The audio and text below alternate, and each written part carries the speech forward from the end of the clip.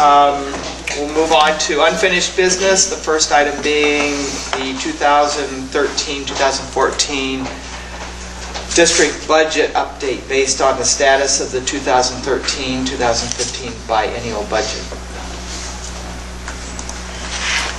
So was there anything you wanted to report on in regard?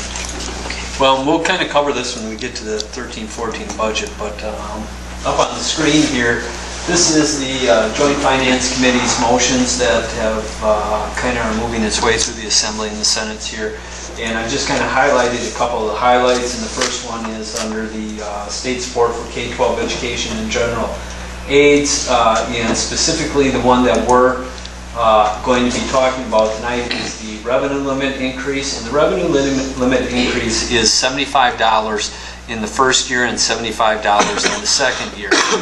Along with that, they will give us categorical aid for the amount of $75 each year also, but that will be outside of the revenue limit. So what that means is that we'll get an additional $75 on the revenue limit this year, and then we'll also be able to take our 3-year rolling average times another $75, which will increase our total revenues by approximately $150. One of the significant things about that is, though, is we will not be able to take credit on the revenue limit for that $75 that's outside the revenue limit in the 14-15 school year. We will still get another $75 increase and another $75 additional dollars in categorical aid per student, but that additional $75 that we received this year in categorical aid will be taken off, basically off the revenues from the 13-14 year, and we'll have to make up that $75 in some form or fashion, either with additional revenues or decreases in programming, staffing, or whatever. So I'll ask the same question again, Greg, since I didn't understand it the first time. The effect, again, I mean, there's different effects, but at the end of the 2014-15, will, in effect, our revenue limit will have increased $150 instead of $300. Yes. Okay. I mean, I know there are other things, but do I have that basic principle correct? Yes, you do. Okay. And what that, it kind of artificially creates a deficit going into the second year of, or not the second year, but into our next biennium budget, because we will be, let's just say for lack of a better words, used to spending $150 or $75 more per student in each of those years, which equates to about $236,000. So if that money is not either funded in additional dollars on the revenue limit in the next biennium budget or given as categorical aid, those dollars will have to be removed in some form or fashion.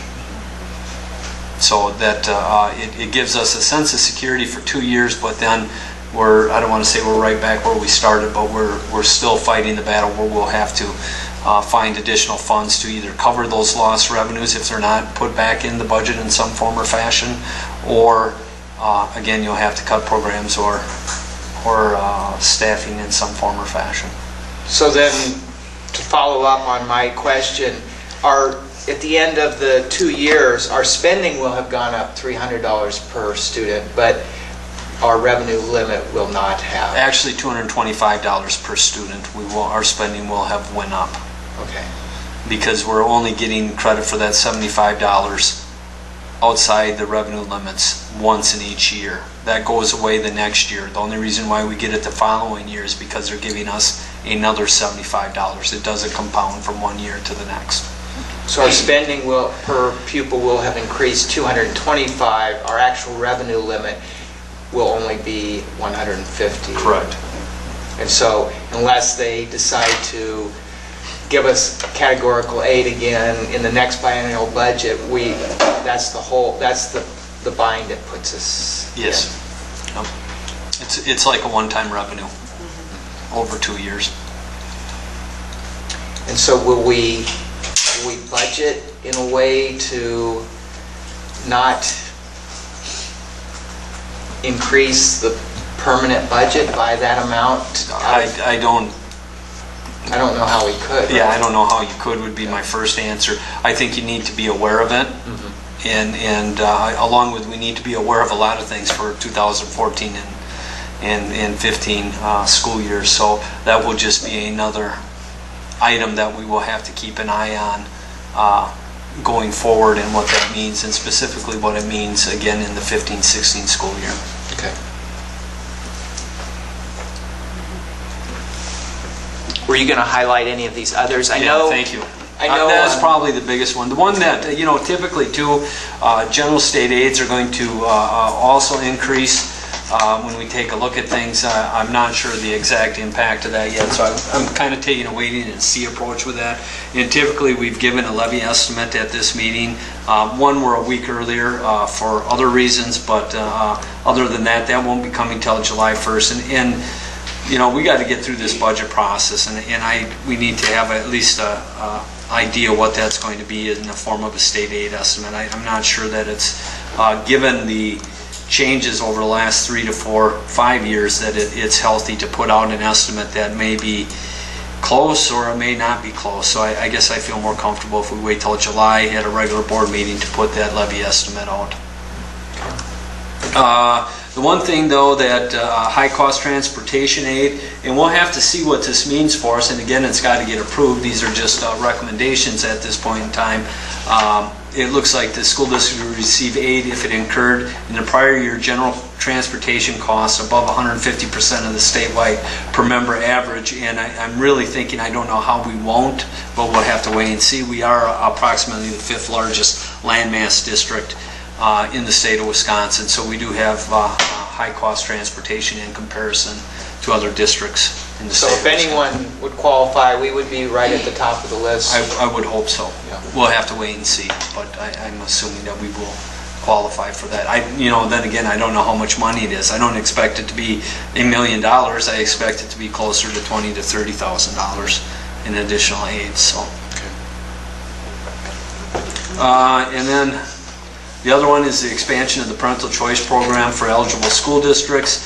And again, this has got to work through the system, and there's a lot here if you want to take a look at it. I think to really have any lengthy discussion on this at this point is a little bit premature on this discussion, but there's a lot being talked about on both sides, both pros and cons. We'll just have to wait and see kind of how it shuffles through the system and what we actually end up with. And I think there was one last item, open enrollment per pupil transfer amount, and that went up, or will go up $150 each year. So right now we're at approximately $6,335. That will again move up to approximately $6,500 or thereabouts, and then $150 the next year. So, and we'll talk a little bit more about that again when we talk about budgeting for the 13-14 school year and how that impacts TOMA. Okay. You did highlight 38, and the only reason I mentioned that is because WASB sent out an alert. Well, and I think this is important for our community to know.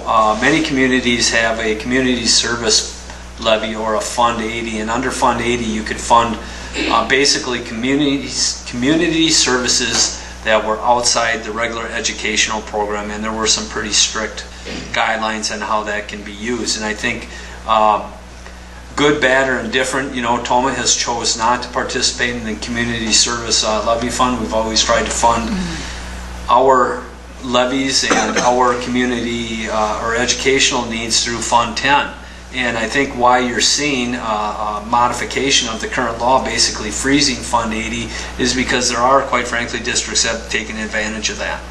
And that is taxed outside of the tax levy. There is no aid for that. So anything that we would levy above and beyond in the community service levy goes directly to the taxpayer. There is no state aid on that. And that's probably the biggest reason that TOMA has chose not to do that. And that's, when you read that alert, it sounded like they wanted more accountability for that. That seemed like what you were pointing out, that some districts may have abused it, but I didn't know if we had any. Yeah, I think the downside of it is that it's, again, you hear this word and local control.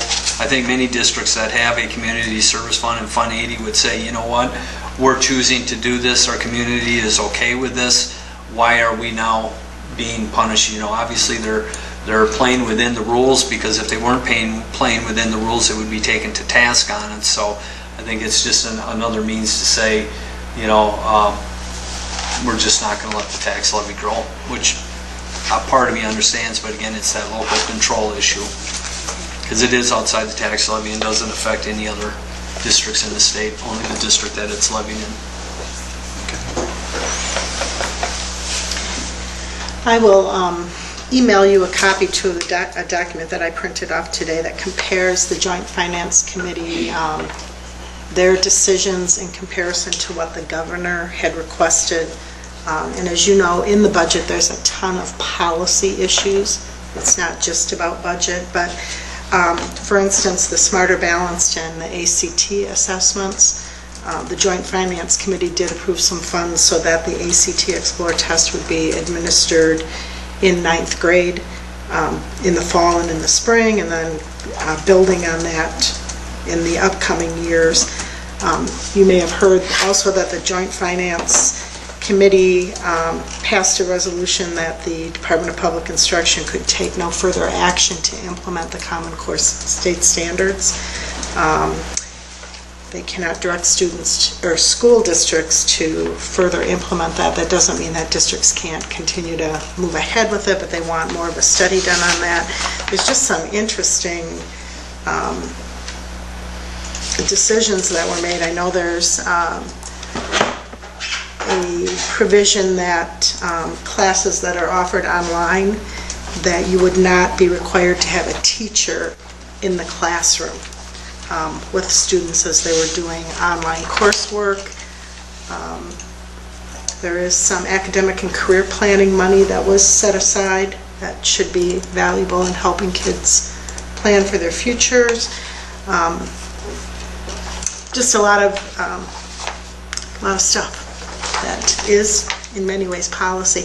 And then I'll pass out an article to you. One of the provisions is that there will be a tax break for private school tuition, and an article that was printed on Wednesday compares the deduction for private high school tuition to college deductions, and it's considerably higher. So parents that choose to send their children to private school will be able to get a higher tax break than parents who are sending their children to college, which has some people concerned.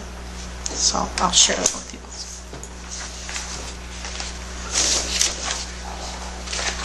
There's a lot to keep track of right now, that's for sure.